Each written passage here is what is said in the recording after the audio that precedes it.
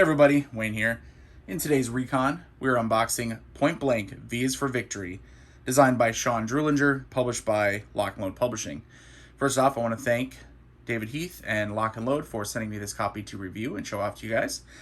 Second, I want to thank all of you who have been watching, who have been commenting, liking my videos, subscribing. I just appreciate it. Whether you're an OG member who's been watching the channel for years now, or you're new, hey, I appreciate all you guys. You make the channel what it is. So, all right, enough of that mushiness. Let's dive in here. So, Point Blank is, card game, World War II, as you can tell. I'm sure squad level. It is one that was kickstarted, or was it on GameFound? I can't remember which one it was. I think it was kickstarted. This is one that when it initially was being kickstarted, I kind of questioned, some of the value of it, and I questioned some of the stretch goals. And I'll be honest, David Heath and the rest of the gang over there was super quick to respond, and they ended up unlocking all the stretch goals for the game, including the solitaire module. Yes, solo mode, baby. And so once all that happened and I saw what you got in the box, I was like, okay, I need to get my hands on a copy. So we'll go ahead and we'll open her up and take a look at it. Now, it is a big box. It's really heavy for a card game that I believe doesn't have any mounted components. So it doesn't have a mounted map or anything. It's super heavy. So Point Blank, V is for Victory. Designed and developed by Sean Druelinger. Point Blank is a Lock and Load Publishing's tactical World War II squad-level card war game. Say that 3 times fast. For 1 to 2 players. Ooh, 1 player. Either against one another or using our solitaire module.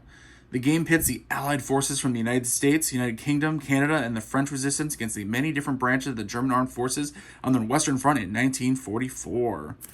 It can be played on our map board or without the map board on any tabletop surface. So gameplay is made up of terrain cards in the game and managed through a distance system that accounts for the range of targets, etc., etc. I'm going to read through everything. You can see it right there. Okay. Complexity looks like a solid medium. Solitaire playability is maxed out, so go ahead and open her up. Definitely, yeah. As soon as I learned more about this one, I was like, okay, I need to check this one out. I'm not.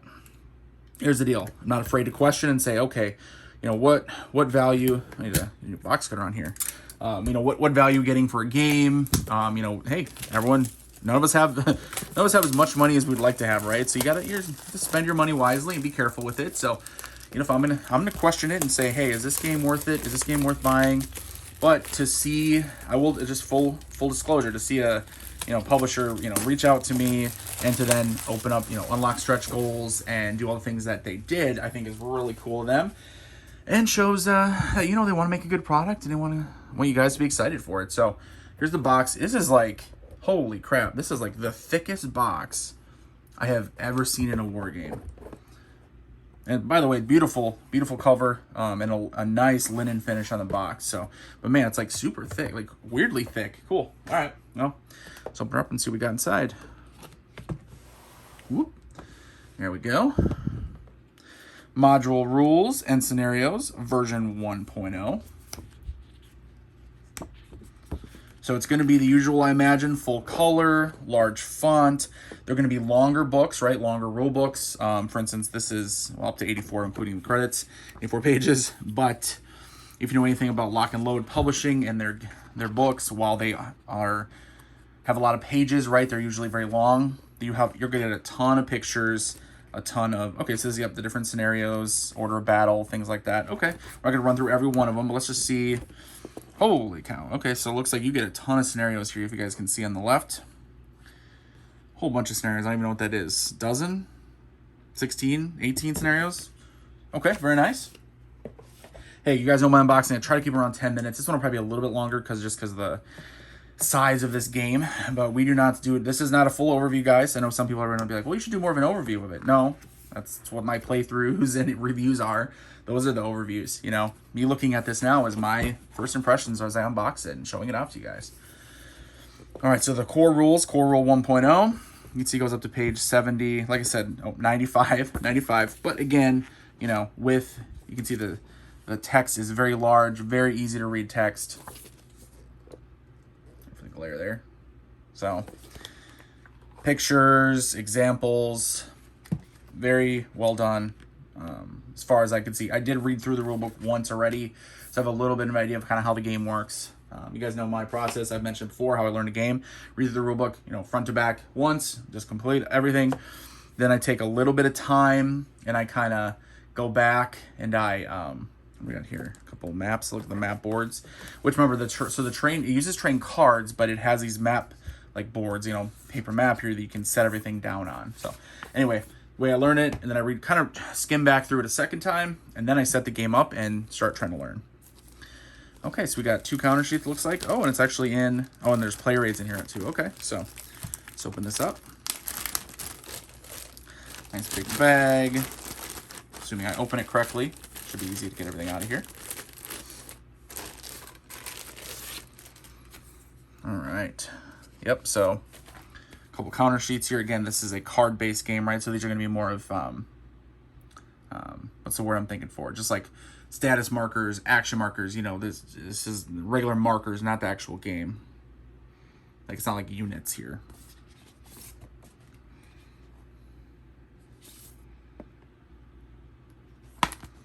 Oh, that one flew right out. Well, there you go. Double-sided, of course. Individually die cut, super easy. Just pop it right out. Nice thick counter. Pre-rounded corners, love that. Absolutely love that, of course. The usual. But again, I expect high quality components from Lock and Load Publishing. It's something they're known for. Now I don't want to say it's a given because, hey, they put the time and money into it. We appreciate it. I want to let them know that. All right. Ooh, solo flowchart. Now we're talking, baby. So I'll tell you exactly what you're doing here. Double-sided. Solo player aid here. Solo flowchart again. Solo flowchart. A 1B, 1A. Okay. And I assume we're getting some regular player aids. So nice card stock. Nice quality, actually. Really nice quality. They're not super thick, but actually, no, they are pretty good thickness. So nice, clear, easy to read. A lot of stuff on here, but I don't think it's going to be a problem to read it. Game icons. Leader summary, leader action, shaken, fatigued, spent. Okay. And spent is like tapping cards. Who played Magic's the Gathering. Turn them to the side. Solo flowchart. Oh, 3A. So another one. Okay, so several solo flowcharts. And it looks like more of a generic player aid, terrain, objectives. Okay, we need to look through all of them. You guys get the idea. Let's look at some of these cards here. Ooh, so it comes with a nice tray here. Some dice. And I like that it's the green and gray. Pretty cool there. I should probably put it back in there, huh? You have the small cards, which are going to be your leaders and are going to be things like smoke. You have all your other cards for... There's a ton of cards. Holy cow. Oh, that was one of my chit. Ton of cards here.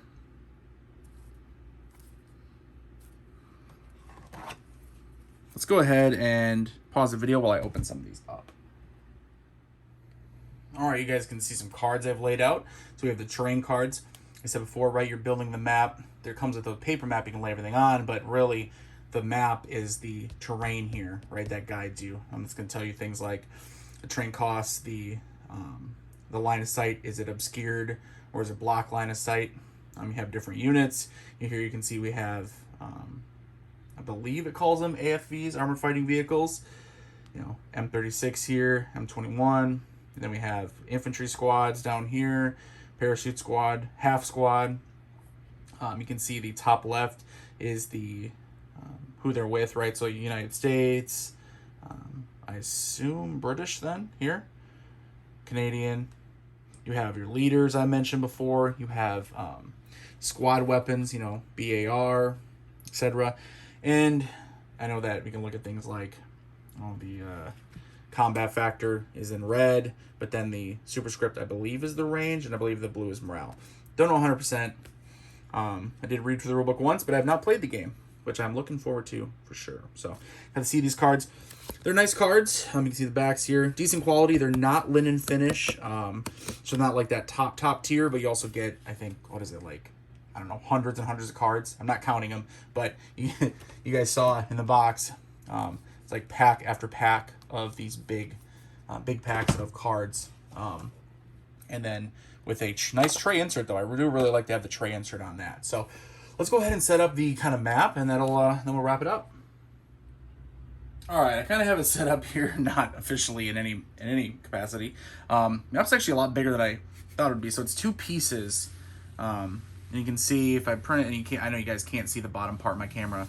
I didn't zoom it out far enough. Basically, it's a lot bigger than I thought it'd be. I do know that there you can do smaller scenarios. You can see as I move up the map, it's like here's the bottom, right? So if you imagine, and then that's the top right above there. So yeah, it's pretty freaking big. This isn't just like 22 by 34, right? Like it's a lot bigger than that in totality. Although, like I said, I know that some of them you don't use all the areas here on the map. So again, you have the map set up.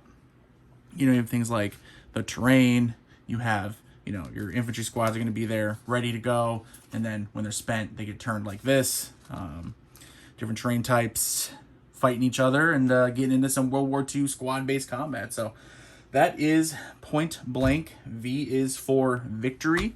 Look forward to me covering this one. You know, hopefully I can figure out a way to set this up. I don't have a huge playing space, and with the camera and everything, it doesn't always work for that. But I'm sure I can come up with something so we can get some games in. You guys can see this game in action. So, all right. So look forward to that. Let me know what you think in the comments below. Are you checking this one out yet? Did you pick it up? Are you going to now? Are you saying no way? Let me know what you're thinking. Let me know what's going on. So, all right, everybody. Until next time. Later.